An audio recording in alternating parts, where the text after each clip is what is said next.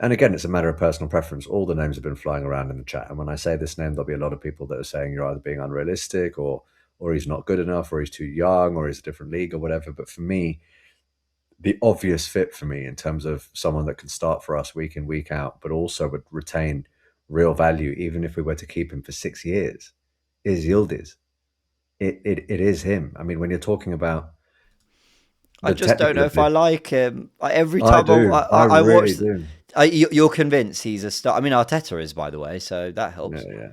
Well, we've got history with German-born Turkish players as well, don't we? We took one. We took one a few years ago from Real Madrid too. But look, there's something about, to use your expression, which you use quite often. He can twat one in from outside the box. I've heard you say that quite a bit, and he absolutely can. But when he is on the touchline, he has a good enough bit of trickery to beat his man. But he also can go on the inside and the outside. He's potent in the box, man, and I think he addresses the attacking balance so well. And we haven't seen the ceiling of him.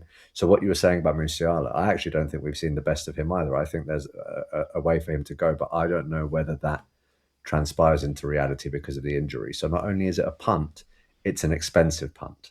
If you're looking at Yildiz, I think that you know what the level is.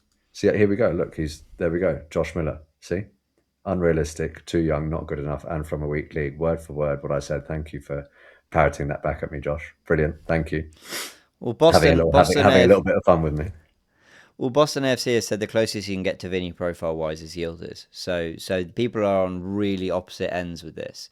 My hot take, having thought about this for a few days, is I would take a punt on a Musiala because the talent is so undeniable. Where would you? Sorry to cut you But off. Where would you play him? Where would you play him? we are the worst counter-attacking team in world football, pound for pound. Genuinely, pound for pound, we're the worst. And a lot of people will fight back on that, but I really do. I think for how good a side we are, our ability to counter-attack effectively and create chances and shots out of it, I think is one of the worst. But someone on Twitter was getting angry with me about that take, and I just think, who really cares? If you disagree, disagree, but fine.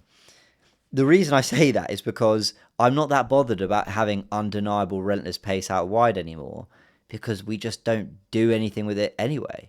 We do more with someone like Zolis, who works a little bit of space on his left foot, cuts across goal for one area like we saw today. So I think Musiala could play out wide.